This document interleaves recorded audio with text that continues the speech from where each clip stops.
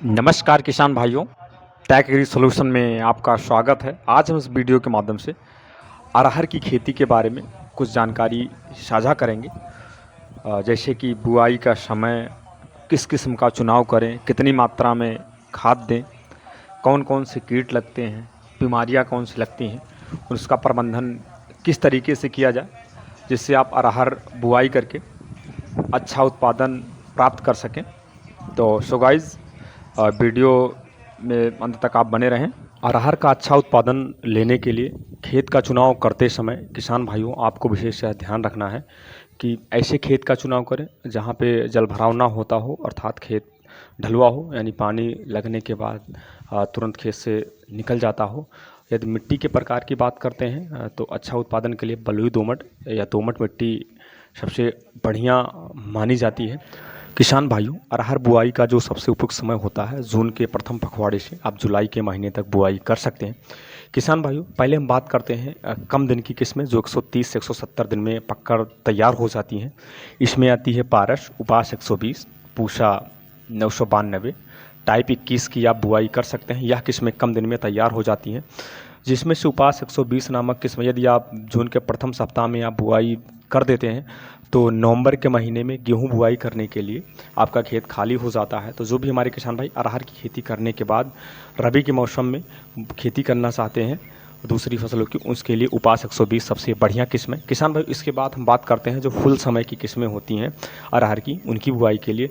तो किसान भाइयों, इनकी बुआई आप जुलाई के प्रथम सप्ताह से आप कर सकते हैं। इसमें आज़ाद, बहार, अमर, नरेंद्र, अरहर 1, पूषा 9, पीडीए 11, नरेंद्र अरहर 2, मालवीय विकास, मालवीय चमत्कार की आप बुआई कर सकते हैं। ये किस्में बुआई करने के बाद लगभग 240 से 270 दिन में पककर तैयार हो जाती हैं। किसान भाइयों, अरहर का अच्छा उत्पादन प्राप्त करने के लिए खाद का संतुलित मात्रा में देना आवश्यक है। इसके लिए किसान भाई आप मिट्टी की जांच करवा लेते हैं तो सबसे बढ़िया रहता है, क्योंकि मिट्टी की जांच कराने के बाद उसकी एक रिपोर्ट आ जाती है, आपको कितनी मात्रा में खाद देना है उसके अनुसार दें। यदि आप मिट्टी की जांच नहीं करवाते हैं तो ऐसे में जो हमारे भी उत्तर प्रदेश किसान भाई, उनके लिए खाद की जो मात्रा है 4 से 6 किलोग्राम नाइट्रोजन, 16 से 18 किलोग्राम फास्फोरस तथा 8 किलोग्राम सल्फर प्रति एकड़ के अनुसार प्रयोग करें। यदि हमारे किसान भाई सिंगल सुपर फास्फेट का यूज़ करते हैं तो ऐसे में आपको 100 किलोग्राम सिंगल सुपर फास्फेट और 10 से 15 किलोग्राम यूरिया आपको बुआई के समय खेत में देना है और आपको अलग से सल्फर नहीं देना है। यदि हमारे किसान भाई डीएपी का प्रयोग करते हैं तो ऐसी स्थिति में 35 किलोग्राम डीएपी और 8 किलोग्राम सल्फर प्रति एकड़ के अनुसार प्रयोग करें। किसान भाइयों, जो खाद की मात्रा बताई गई है पूरी मात्रा आपको प्रति एकड़ के अनुसार देना है। किसान भाइयों, उसके बाद बात आती है कि कितनी मात्रा में बीज का प्रयोग करना चाहिए। किसान भाइयों, 1 एकड़ खेत में बुआई करने के लिए लगभग आपको 6 से 8 किलोग्राम बीज की आवश्यकता होती है। किसान भाइयों, बीज बुआई से पहले बीज का शोधन आवश्यक है। यदि हम अपने अरहर के बीज को बुआई से पहले शोधित कर लेते हैं या उपचारित कर लेते हैं तो बहुत सारी बीमारियों से हम अपने पौधे को बचा सकते हैं। किसान भाइयों, बीज बुआई से पहले आप 1 ग्राम कार्बेंडाजिम को प्रति किलोग्राम बीज की दर से आप शोधित कर सकते हैं, अथवा 2 ग्राम थीरम को प्रति किलोग्राम बीज की दर से शोधित करते हैं, अथवा किसान भाई आप ट्राइकोडर्मा के द्वारा भी बीज का शोधन करते हैं। 4 से 5 ग्राम ट्राइकोडर्मा को प्रति 1 किलोग्राम बीज की दर से शोधित कर लें। उसके बाद अपने खेत में बुआई करें। अरहर की बुआई करते समय दूरी का विशेष आप लोगों को ध्यान रखना है। किसान भाइयों, यदि आप उचित दूरी पे बुआई करते हैं तो अरहर के पौधे का वृद्धि विकास अच्छे तरीके से होता है, पौधे में प्रॉपर रूप से हवा धूप मिलती रहती है, कल्ले अच्छे से निकलते हैं और कीट और बीमारी लगने की भी संभावनाएं कम हो जाती हैं। तो किसान भाई, जो जून के महीने में आप उपास 120 की बुआई करेंगे, इसकी लाइन से लाइन की दूरी 45 से 50 सेंटीमीटर तथा पौधे से पौधे की दूरी आप 15 सेंटीमीटर पे बुआई करेंगे, क्योंकि किसान भाइयों यह किस्म कम दिन में पककर तैयार हो जाती है, इसलिए इसको सघन बुआई की जाती है। किसान भाई, इसके बाद में बात आता है जो फुल दिन की किस्में होती हैं, लगभग 240 से 270 दिन में पककर तैयार हो जाती हैं। इनकी दूरी की बात करते हैं तो एक आज़ाद, मालवीय चमत्कार, मालवीय विकास बुआई के लिए लाइन से लाइन की दूरी 90 सेंटीमीटर तथा पौधे से पौधे की दूरी 30 सेंटीमीटर पर बुआई करना चाहिए। इसके साथ में अगर हम बात नरेंद्र अरहर 1 की करते हैं, अमर की करते हैं, बहार की करते हैं, नरेंद्र अरहर 2, पूषा बहार 9 की करते हैं तो इसकी लाइन से लाइन की दूरी 60 सेंटीमीटर तथा पौधे से पौधे की दूरी 20 सेंटीमीटर पर बुआई करना चाहिए।